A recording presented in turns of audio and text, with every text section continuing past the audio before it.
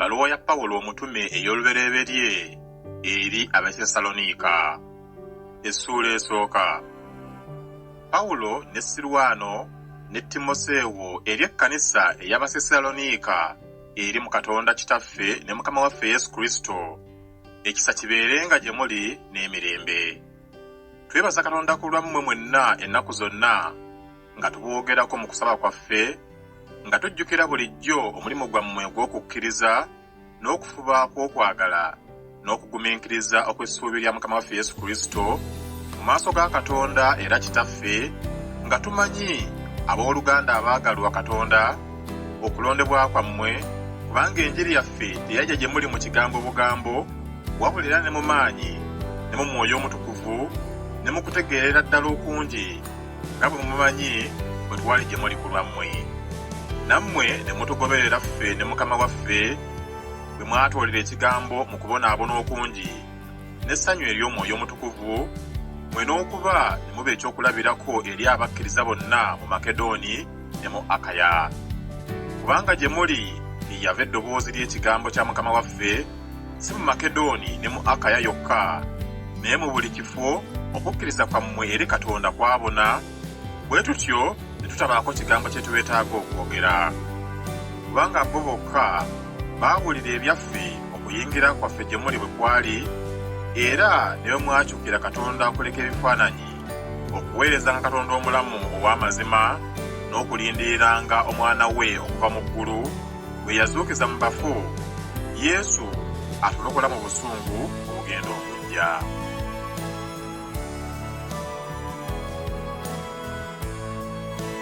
Abasessaloniika eky'olubereberye essuula ey'okubiri.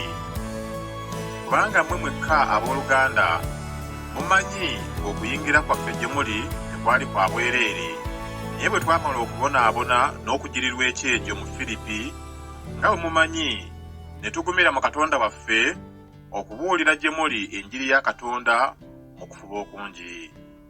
Kubanga okubuulirira kwaffe si kwa bulimba, so si kwa bugwagwa, so si mu bukuusa, naye nga bwe twasaanyizibwa Katonda okuteresebwa enjiri, bwe twogera bwe tutyo, si nga abaagala okusiimibwa abantu, wabula Katonda akema emitima gyaffe.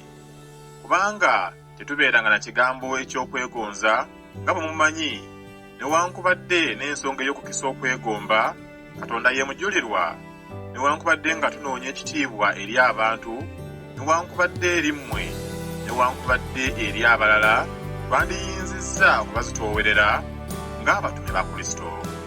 Naye twali bawombeefu mu mmwe ng'omulenzi bw'ajjanjaba abaana be ye, bwe tutyo bwe twabalumirwa omwoyo ne tusiima okubagabira, si njiri ya Katonda yokka, era naye n'emyoyo gyaffe ffe, kubanga mwali baagalwa baffe nnyo.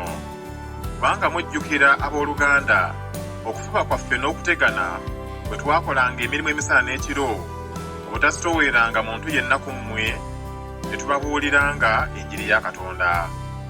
Mmwe bajulirwa era ne Katonda bwe twabanga n'obutukuvu n'obutuukirivu awatali kunenyezebwa eri mmwe abakkiriza, nga bwe mumanyi ffe bwe twali eri buli muntu ku mmwe, nga kitaabwe bw'aba eri abaana be, nga tubabuulirira era nga tubagumya emyoyo, era nga tutegeeza mulyoke mutambulenga nga bwe kisaanira Katonda abayita okuyingira mu bwakabaka bwe ye n'ekitiibwa.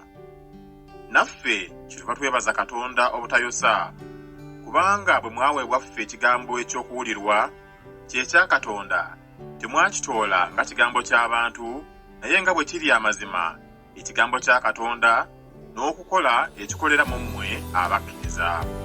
Kubanga mmwe abooluganda mwagoberera ekkanisa za Katonda eziri mu Buyudaaya mu Kristo Yesu, kubanga nammwe mwabonyaabonyezebwa bwe mutyo ab'eggwanga lyammwe mmwe, nga nabo bwe baabonyaabonyezebwa Abayudaaya abatta Mukama waffe Yesu ne bannabbi, era abaatugoba so tebaasiimibwa Katonda, era balabe b'abantu bonna, nga batuziyiza okubuulira abamawanga balyoke balokoke okutuukiriza ebibi byabwe ennaku zonna, naye obusungu batuuseeko obumalira ddala. Naye ffe abooluganda bwe mwatwawukanako akaseera akatono, mu maaso si mu mutima, tweyongera nnyo okufuba okubalaba mu maaso gammwe n'okubalumirwa ennyo emyoyo, kubanga mwayagala okujja gye muli, nze Pawulo omulundi ogw'olubereberye era n'ogwokubiri, Setaani n'atuziyiza. Kubanga essuubi lyaffe ki oba ssanyu oba ngule ey'okwenyumiriza, bwe mutaba mmwe mu maaso ga Mukama waffe Yesu mu kujja kwe, kubanga mmwe ekitiibwa kyaffe essanyu.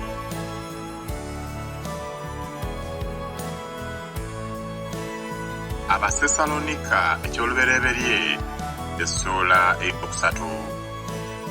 Kyetwava tusiima okulekebwa ennyuma ffekka mu Asene, bwe tutaayinza kugumiikiriza nate, ne tutuma Timoseewo muganda waffe era omuweereza wa Katonda mu njiri ya Kristo, okubanyweza n'okubasanyusa olw'okukkiriza kwammwe, omuntu yenna aleme okusagaasagana mu kubonaabona kuno, kubanga mwekka mumanyi ng'ekyo kye twateekerwawo. Kubanga mazima bwe twali gye muli, twababuulira olubereberye nga tugenda okubonaabona, era bwe kyali bwe kityo era nga bwe mumanyi. Nange kyennava ntuma bwe saayinza kugumiikiriza nate, ndyoke mmanye okukkiriza kwammwe, obanga mpozzi omukemi oyo yabakema okufuba kwaffe ne kuba okw'obwereere. Naye Timoseewo kaakano bwe yajja gye tuli ng'ava gye muli, n'atuleetera ebigambo ebirungi eby'okukkiriza n'okwagala kwammwe, era nga mujjukira bulungi ennaku zonna nga mutulumirwa okutulaba, era nga ffe bwe tubalumirwa mmwe, kyetwava tusanyusibwa abooluganda ku lwammwe mu kulaba ennaku n'okubonaabona kwaffe kwonna olw'okukkiriza kwammwe, kubanga kaakano tuli balamu mmwe bwe muyimirira mu Mukama waffe. Kubanga kwebaza ki bwe tuyinza okusasula Katonda ku lwammwe olw'essanyu lyonna lye tusanyuka ku lwammwe mu maaso ga Katonda waffe, emisana n'ekiro, nga tusaba nnyo nnyini okulaba ku maaso gammwe n'okutuukiriza ebitatuuka mu kukkiriza kwammwe. Naye Katonda yennyini era Kitaffe ne Mukama waffe Yesu agolole ekkubo lyaffe okujja gye muli, nammwe Mukama waffe abongerengako abasukkirizenga okwagalananga mwekka na mwekka n'eri bonna, era nga naffe eri mmwe alyoke anywezenga emitima gyammwe nga tegiriiko kuneenyezebwa mu butukuvu mu maaso ga Katonda waffe era Kitaffe mu kujja kwa Mukama waffe Yesu wamu n'abatukuvu be bonna.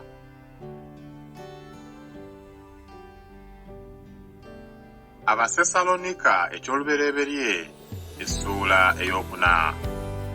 Kale abooluganda, ebisigaddeyo tubeegayirira tubabuulirira Mukama waffe Yesu, nga bwe mwaweebwa ffe bwe kibagwanira okutambulanga n'okusiimibwanga Katonda, era nga bwe mutambula okweyongerangako nate.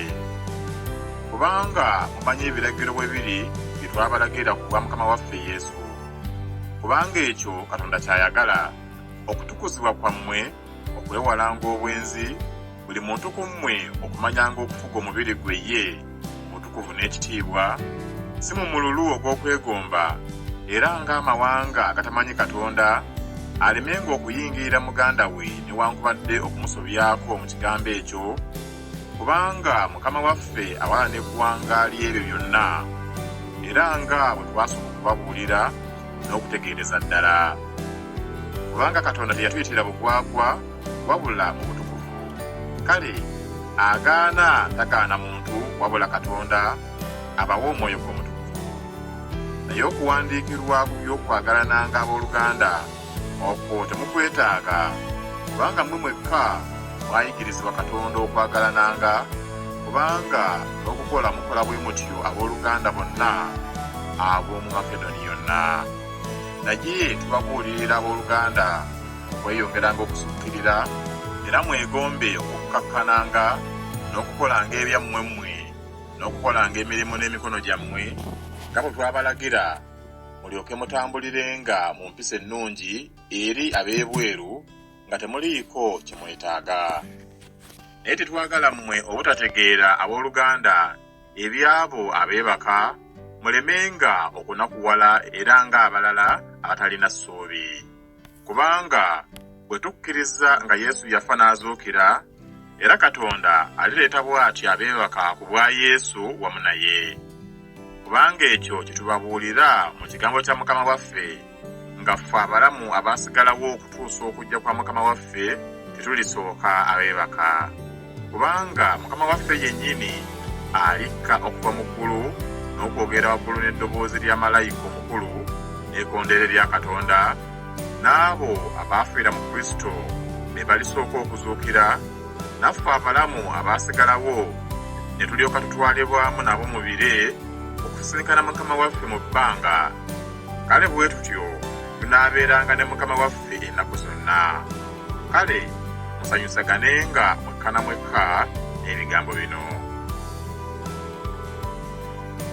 Abasesalonika eky'olubereberye essuula ey'okutaano.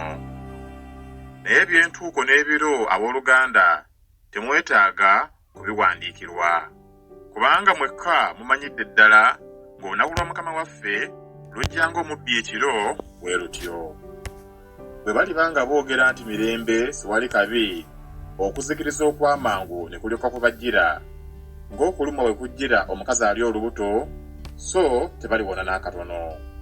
Naye mmwe abooluganda temuli mu kizikiza, olunaku luli okubasisinkanira ng'omubbi, kubanga mmwe mwenna muli baana ba kutangaala, era muli baana ba musana, tetuli ba kiro newankubadde ab'ekizikiza.